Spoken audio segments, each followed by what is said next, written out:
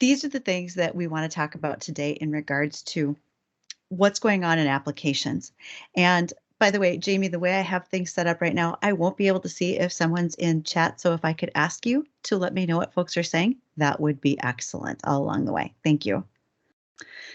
All right, keys to successful herbicide applications. So by the end of our discussion, I want you to be able to tell me the thing that you'll be able to do to improve what you're doing in your herbicide applications. Who am I? What do I do? Well, it just so happens that I used to work for Corteva Agriscience. I actually was a chem rep for them. I worked there for 25 years. I was also a technical agronomist within that time, covering the Dakotas, Montana, and the Red River Valley of Minnesota. Many of the things that we see here are certainly applicable to all of you on the prairies. And I want to make sure that folks ask those questions of what we're doing here in the Red River Valley or across our region. We have a lot of cereals experience.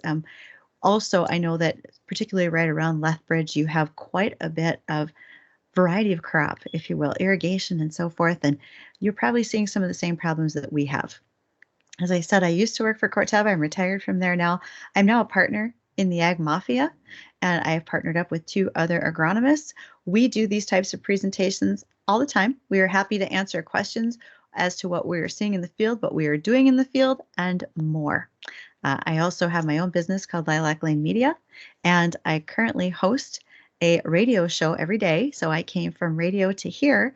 I host a show called Weather and Ag in Focus, talking all about the things that you do every single day in production agriculture, along with what ties in most closely to production ag. Well, the weather. Who are we kidding?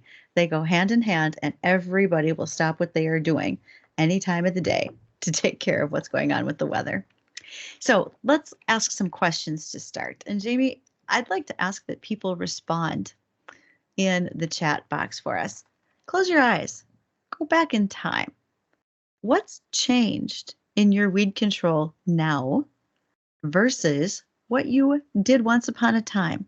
Some of us have been in this business for a while. Some haven't been here for a very long time. What are some things that you think has changed in your weed control? And I'd like to hear about 4 or 5 of those.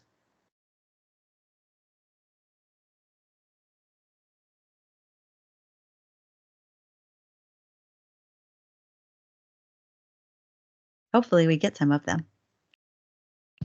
Yeah, so some responses are starting to come in. Adjuvants, PPE, water conditions, more wind, resistant weeds, combining more products and tank mix, water volume, different chemicals, more water, more acreage, more of all kinds of things, better nozzles, using more than just herbicides, all kinds of different answers.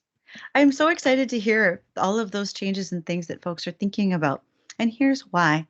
In all the 30 years I've had of experience in the industry, what we don't necessarily realize is all of those, what we call changes, going from some of the previous practices that we use are coming back around again.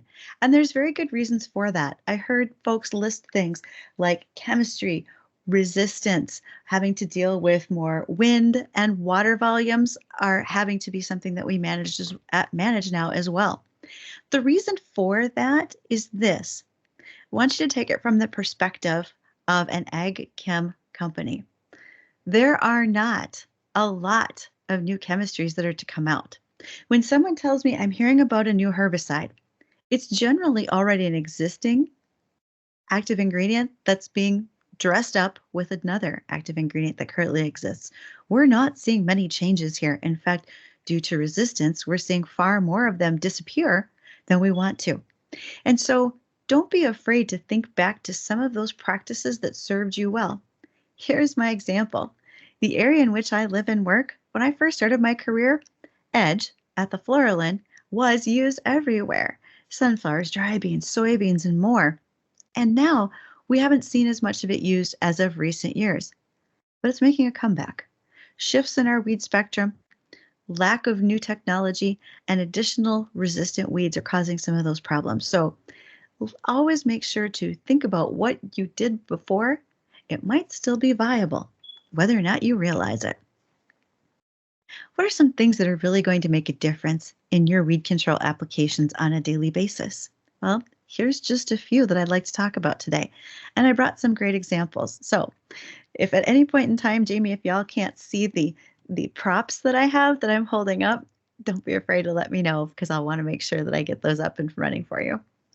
But what will make a difference in your weed control applications? Well, water. Water is one. Humidity is the other, for especially where we are. And I understand with drier conditions in Alberta, sometimes you have to replicate that depending on the herbicide you're using. Nozzles, ground speed, sprayer agitation, and adjuvant use. And I heard a mention of adjuvants earlier when I asked the question about what you see change. Adjuvants have improved tremendously. I'm so excited to see their popularity grow and their ability to help us in many situations that are a little tougher to control weeds, and because we know that sometimes our modes of action need a boost. So when I mentioned humidity, this is again an opportunity to use the chat box. What active ingredients require humidity for its most effectiveness in weed control? I think there might be a certain one that comes to mind right away, but what are the thoughts of the group? What are things that you might consider really matter? And Jamie, I so appreciate you being my helper today. No problem. So I see edge and glufosinate. Edge certainly is one as well, but man, glufosinate. We really have a learning curve here in our region because we have so many folks that are new to applications, or they are also just not having used glufosinate in the past. Really a canola product in many parts of North Dakota, but as we saw an expansion with soybeans wanting to use more glufosinate, we are finding that folks don't always understand the requirements to make it work at its best. And for us, humidity is vitally important as one of those things. In 2022, in years that we had low humidity, we did not see very good control in many cases just because of that situation. Now, here's an opinion for you. Can a lack of humidity be overcome by using better quality adjuvants? What are the thoughts of the group? What might come to mind for you?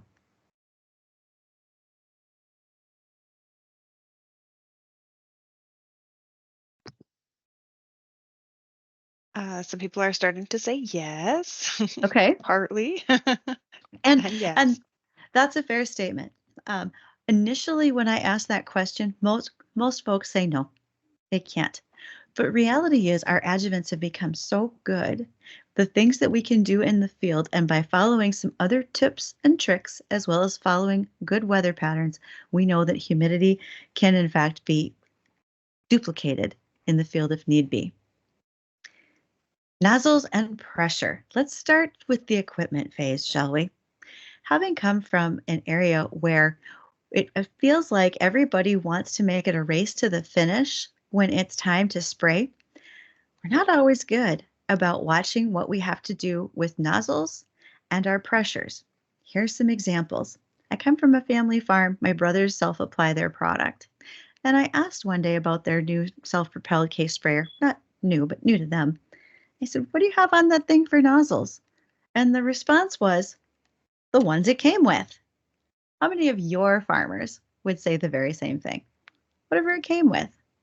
We know that changing those nozzles matters depending on the product that we are spraying. And we can't just take the shortcuts of using whatever happens to be there. When you are visiting and working with your farmers who may apply, or when you explain to them the value of what you do, don't be afraid to say that you will make sure that you read the labels, know the nozzles that should be used in that particular application, and that way you can bring a good quality spray job to them so that it's done right. Also pressure.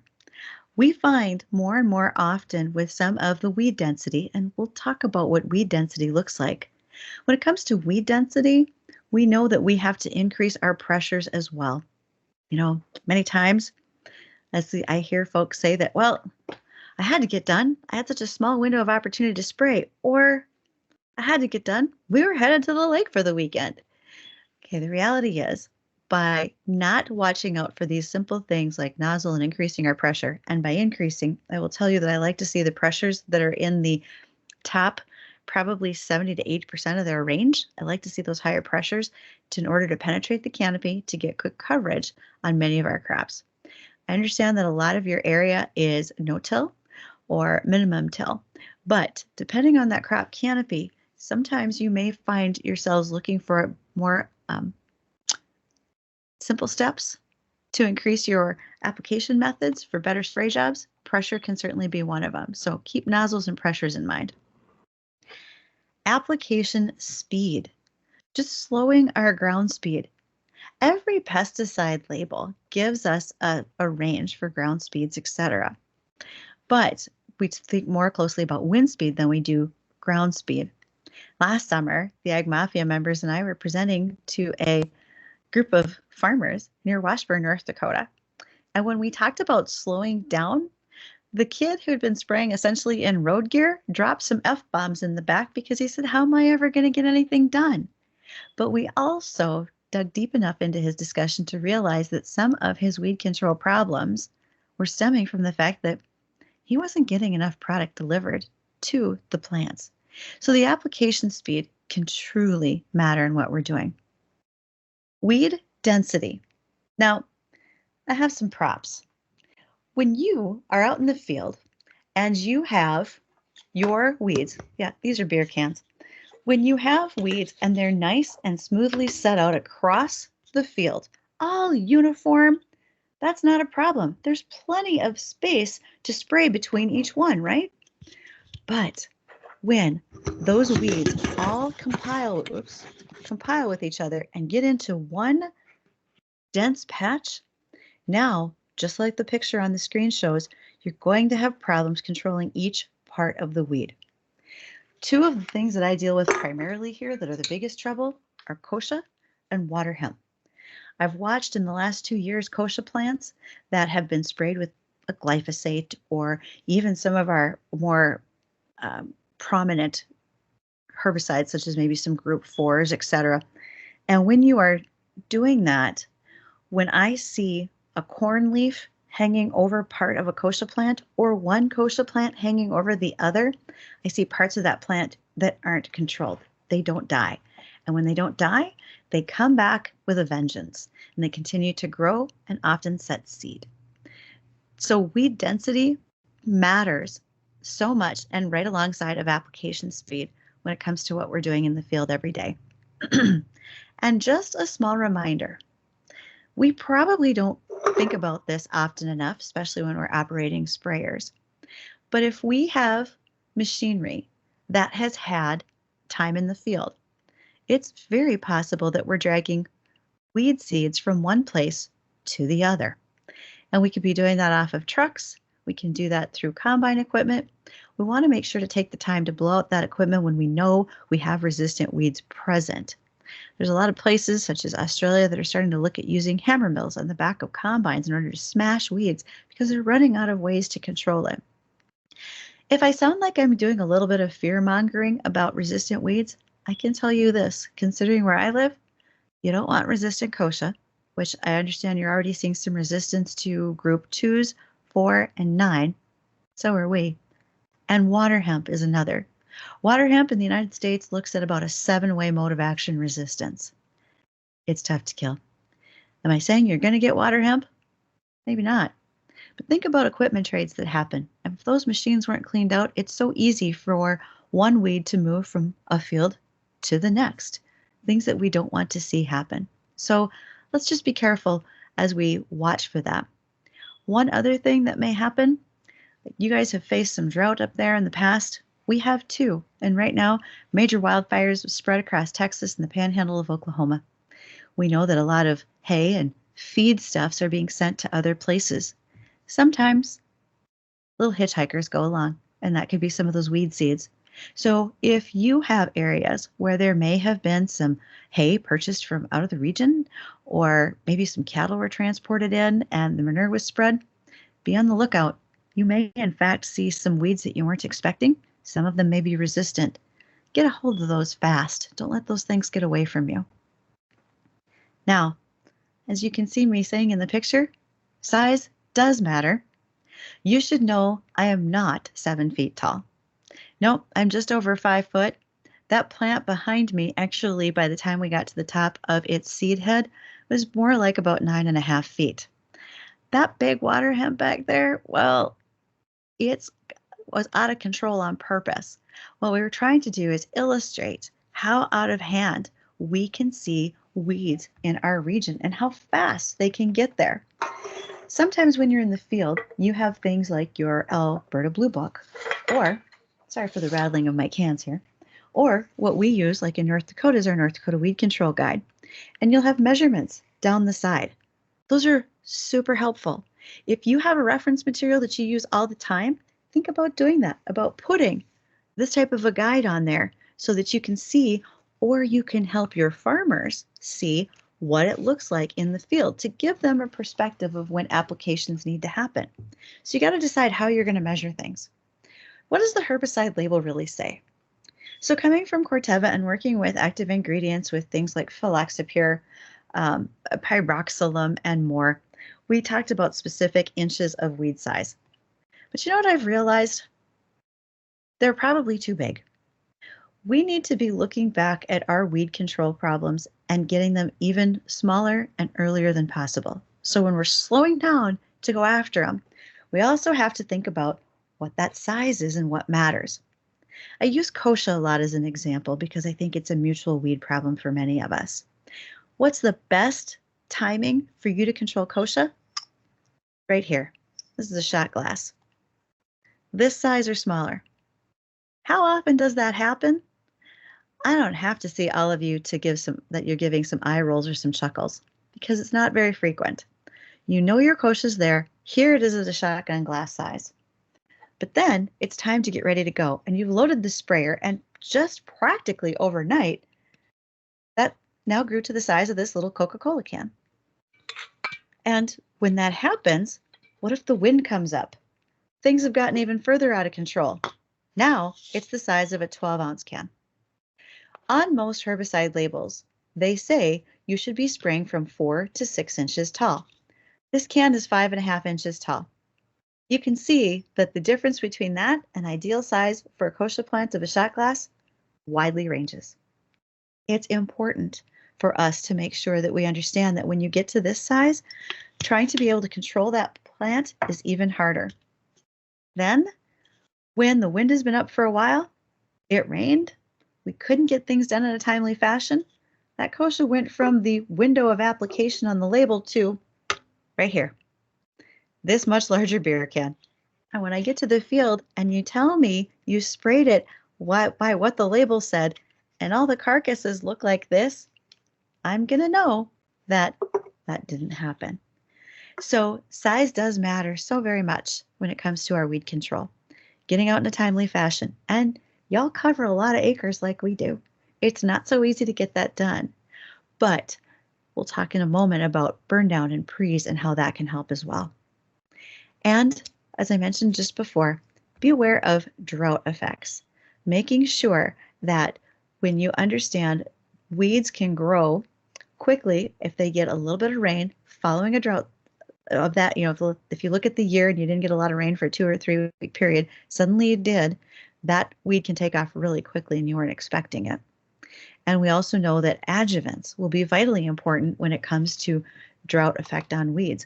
If I think about one of the toughest things to control when we get drought conditions, it's probably lamb's quarter. That plant seems to harden off very quickly and make it much more difficult to get a good kill on it. Sprayer agitation and butter. Well, this former dairy farmer's daughters is happy to tell you that when you use the agitation in some of the sprayers, it doesn't have to be wide open like you're churning butter. Now, I use the John Deere sprayer here in particular, and some of you may operate John Deere sprayers or have them on your farms. I don't mean to pick on John Deere, because if you looked around my office, you'd notice that I've got a pretty green favorite there. But the reality is, particularly on the John Deere systems, when you use their agitation and you turn it to full throttle, it's full throttle. It's like a centrifuge. And what can happen is as that spray mixture is moving, you can literally spin molecules apart and things can stick to the sides of the sprayer. We have that happen often with a clay-based molecule. It's literally sheared apart, and then your active ingredient sticks to the inside of your sprayer and not going out the booms like it should. Bring the agitation down. Use it at more of a medium or low level. I actually like the case sprayers for that because they have a more moderate agitation and it's a little easier to manage from the cab. So keep that in mind. Not only your ground speed, but your sprayer agitation can make quite a bit of difference as well when you're trying to mix together a spray tank. Want to keep things in suspension and solution as we so choose so that we don't have things left behind in the tank, active ingredients that are vitally needed when we are spraying weeds. Adjuvant use. So I'm more of a scorched earth policy myself.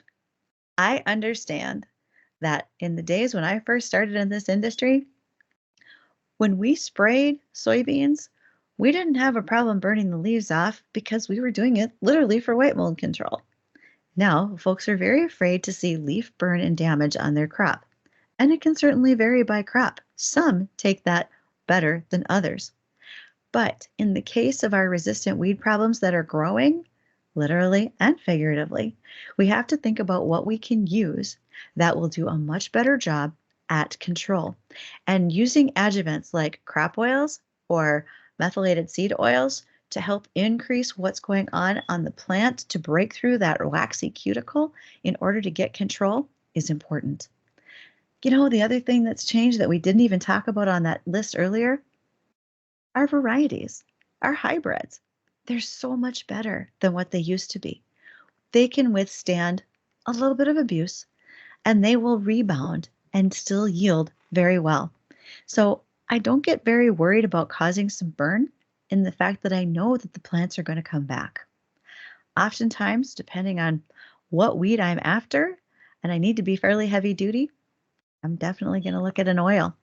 Non-ionic surfactants surely have their right place. They do a great job when they're needed. Always recommended with glufosinate, by the way. But there are others, and after thoroughly reading the label, realize when an oil should be used and don't be afraid of it. Now, here's a little question for everybody else. What does AMS really help to do in the plant? Go ahead and put that in the chat box. Ammonium sulfate. What does it really help to do? What's your opinion of it?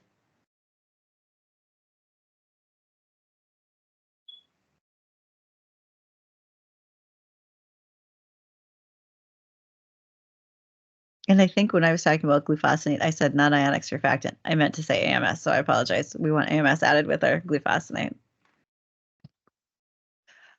So we have water conditioner, reducing pH, absorption, buffer pH, take away waxy layer, conditioning for hard water, assist in water quality. Yeah, those sorts of things. I primarily see its use when it comes to glyphosate, no doubt. We also see it with glufosinate. You know, a big chunk of the reason why we use AMS here had to do, again, just like I heard with water quality. That was vital to us. We didn't always use really great water, and sometimes we still don't. Might be well water, etc. And so AMS can be very much an improvement to help with those plants. I wouldn't recommend that a glyphosate goes out unless we're using an AMS with it. Same thing with the glufosinate. This is also one of our products that we can use that it always adds to the mixture. I guess where I'm at, I don't ever have a problem using AMS because I know it's going to be of benefit to what we're trying to accomplish.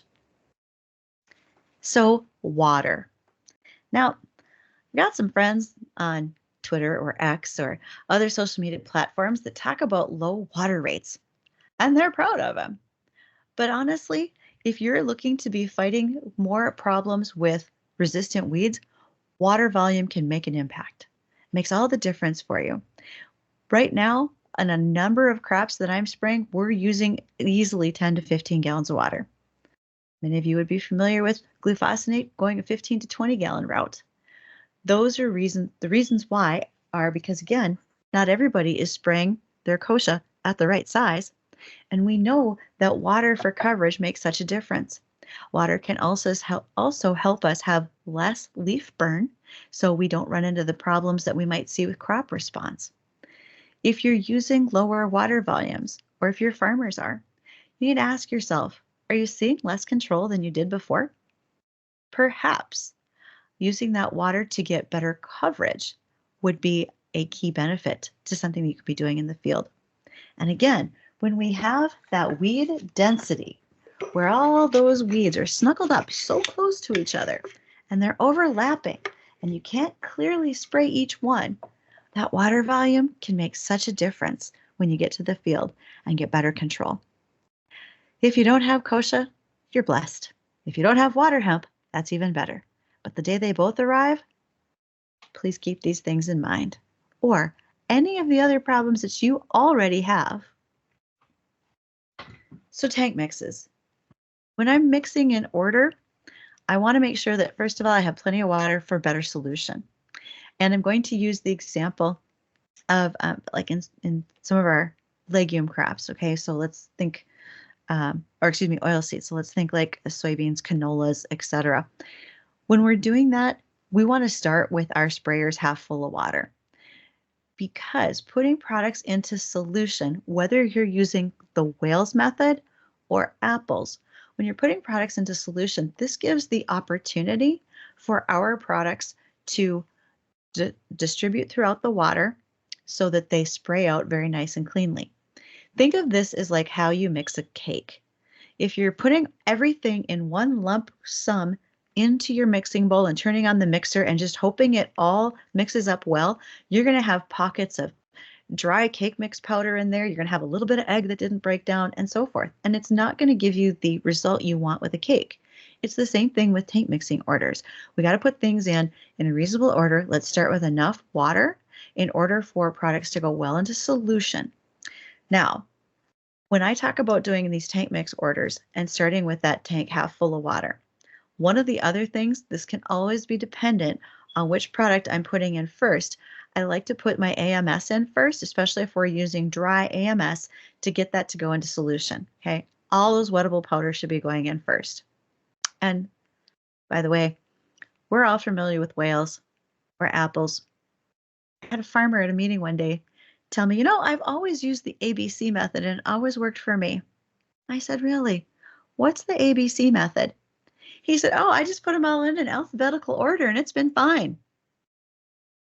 Well, good luck, pal. I think you're doing a great job if you can get away with it, but the rest of us probably can't, especially when one of our first comments when we started out today was, we're using more products in a mix than we ever have before. And that's very, very true. And so when we're doing that, putting them in mixing order is vitally important. Get those dry things in. And then agitation. And it doesn't have to be the agitation that churns butter, but let's let things agitate and get them into solution. What's my reminder for you to get some time for agitation? Right here. I'm not encouraging that we all pick up a nicotine habit, but I am suggesting the reminder of a smoke break per se. Take the time. Watch the sky. Take off your mixing gloves if you're going to touch your phone. Use the proper PPE. But when you need to remember to take a break to let things go into solution well, think about those old Barbaro Reds. That'll give you enough time. I once had a customer at a meeting ask me how long it takes to smoke a cigarette because he'd never smoked. I told him about 5 minutes. So you let those things happen, proper agitation, so you have a thoroughly mixed tank mix solution going on. Then you can move on to your liquid flowables, your suspensions, those emulsifiers, and then of course surfactant solutions would be going in last. Again, if you're following Wales or apples, just double check those. Those are easily found if you're looking for a place to reference them. They're easily found in your Blue Book or in our weed guide here out of North Dakota. I think they're pretty readily available in many cases.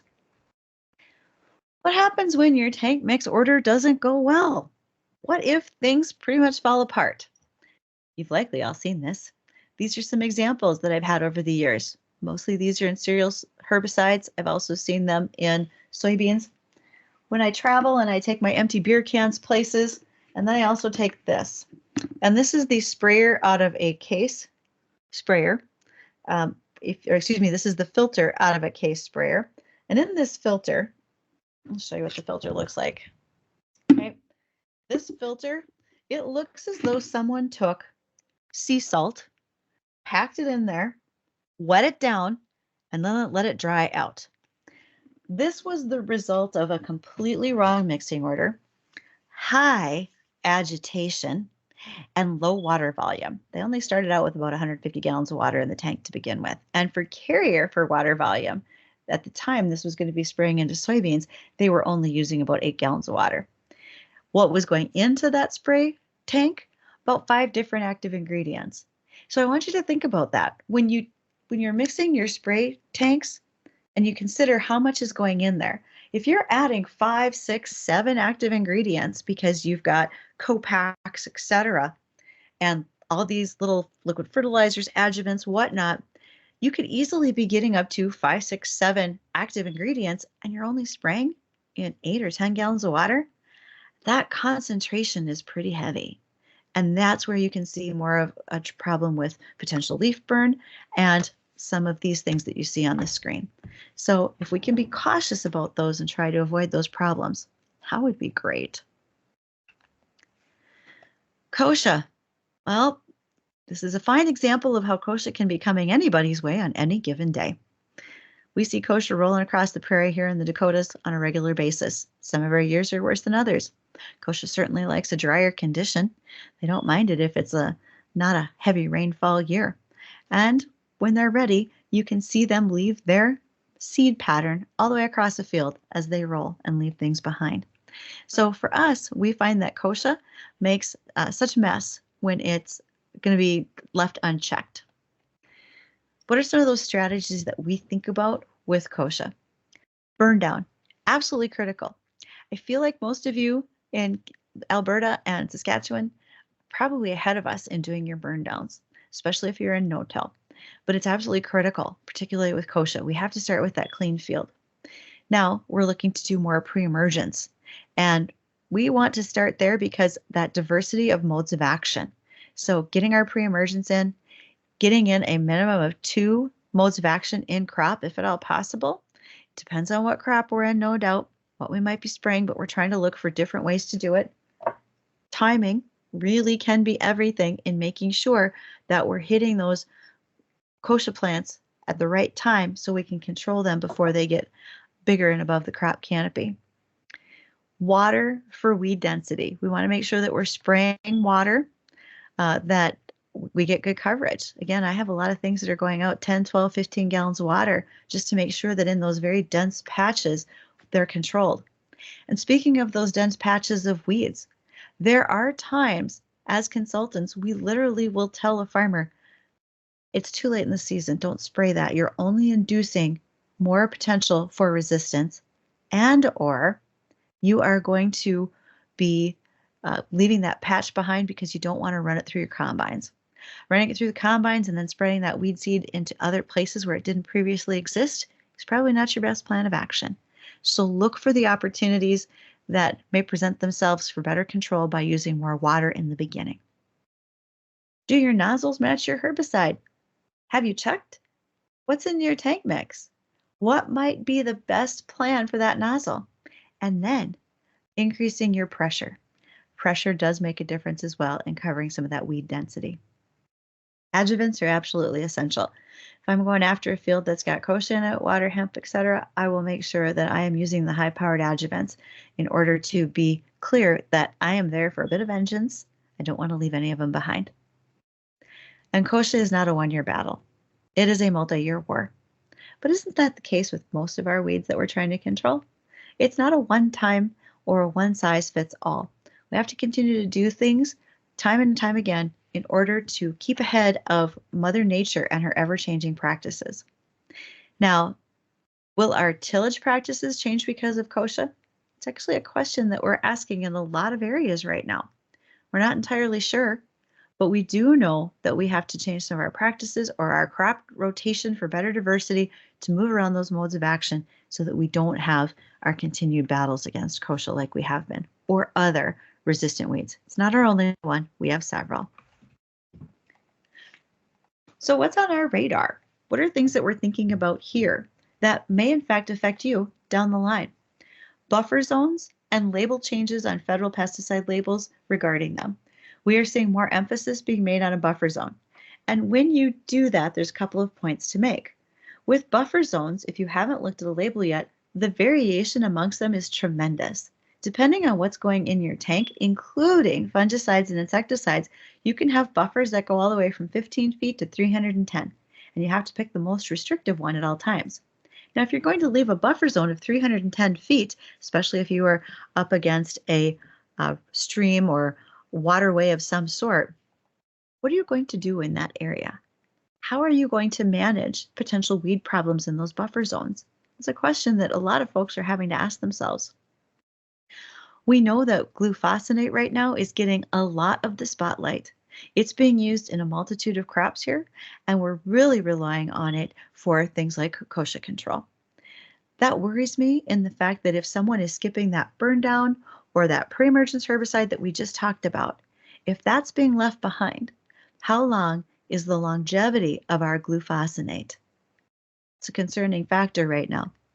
Look around at what you are using and or recommending to make sure that you're not overusing that same mode of action.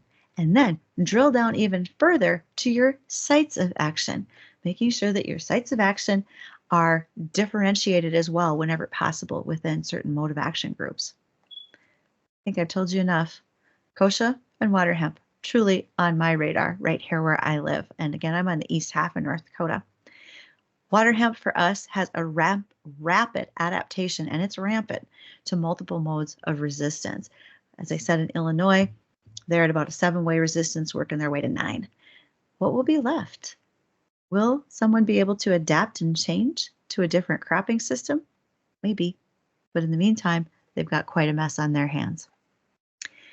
Now, for the chat, what is indeed the one thing that you'll do to be successful in 2024 in the discussion that we've just had? And I will also open this up for what questions might you have. So what's the one thing you're going to be able to do to be successful? And what's one thing that, or excuse me, what are any questions that you have after our discussion today? Some of the ones coming in is better mixing to take your time and slow down, timing and staging, increase water volumes, and good nozzles, adjuvants, right water volume, slow down, appropriate nozzles, early weed removal, timing. Oh, that's awesome. Good. Yeah, some of you are never going to be able to go to a pub anymore without thinking of me and these types of strategies that we just talked about. And I hope that's true. I hope you think about them all the time. And Jamie, those tells me people were engaged and paying attention to the things we were talking about. Oops, I guess my logo's in the wrong place there. You can reach me, Lilac Lane Media. My phone number's on here. I'm on Twitter at bmreadel, and I'll change this so you can see my email address, which is just bmreadel@gmail.com. But we have some questions, I do believe, and I do think that I'm going to find my escape here. Jamie, we have questions that we need to ask and so forth, correct? Yeah. So Sean, I'll have you launch the poll questions and I'll just read them aloud for those of you that are having trouble with the polls showing up.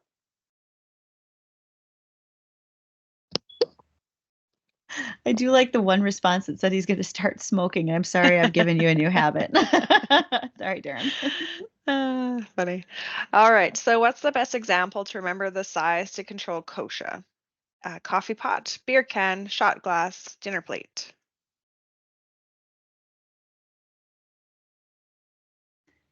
And it's a great example going from this to this. Yeah, so 93% of people are responding with shot glass. So obviously everyone understood your metaphor there, and it worked really Jamie, well. everybody's brilliant on your call. That's what I see. Yeah. We also had a question that popped up in the chat that we'll get to sort of after the polls. So Sean, you want to launch the next one?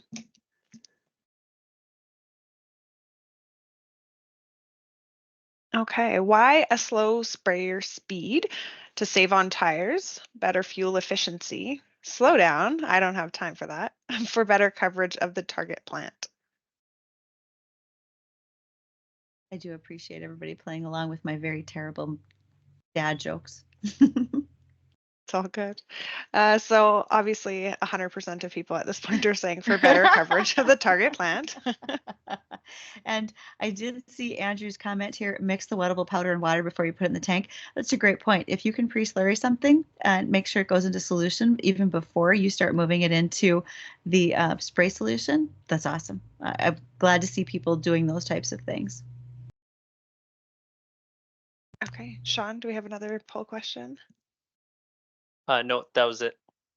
Okay, so question in the chat. I'm just going to see if I can scroll back up and find it now. John was asking, we haven't touched on spraying kochia in the heat. We're having a lot of trouble with that. So okay, so when we're talking about high temperature days, right? And I think right now I'm facing a summer where we're looking at June and July being a lot of low rainfall.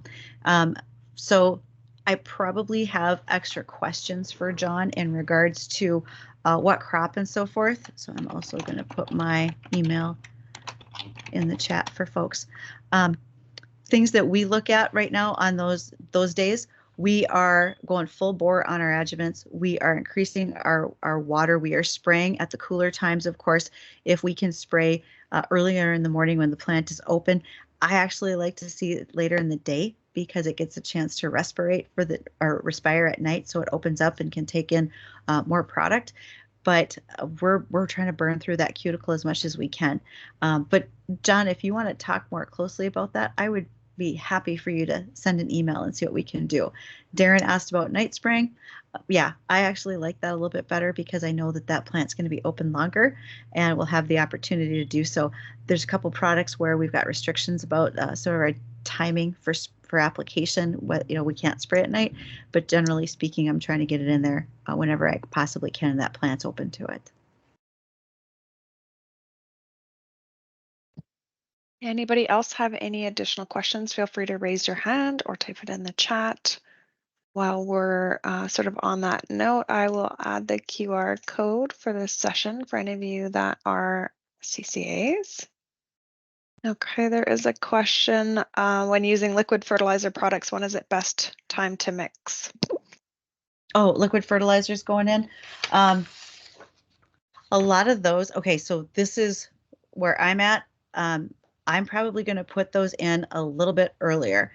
And here's one other tip that I try to follow along. If I have products that are water-based solution, I want those to go in sooner. So I put my dry in so it gets into solution well. If something is water-based, I would try to get that in as well before I start adding all the oils. And then when I start thinking about my liquid fertilizers, that's another thing that I want to do more towards the top end of this before I get to like those emulsifiable concentrates, oily solutions, etc., further on the back end of that application. Personal opinion. That's mine. Thanks, Mike. Yeah, so Farming Smarter did actually do a night spraying herbicide project. We actually looked at fungicides as well, spraying at different times of day and seeing if efficacy was changed based on the conditions. So Mike has sent a link in the chat, so feel free to check out our site. We have lots of cool projects that we're doing on an annual basis, so stay up to date with what we have going on as well. That looks awesome. I just saw that link too. Thank you for that. Yes, no problem. Any final questions, comments, thoughts? Okay.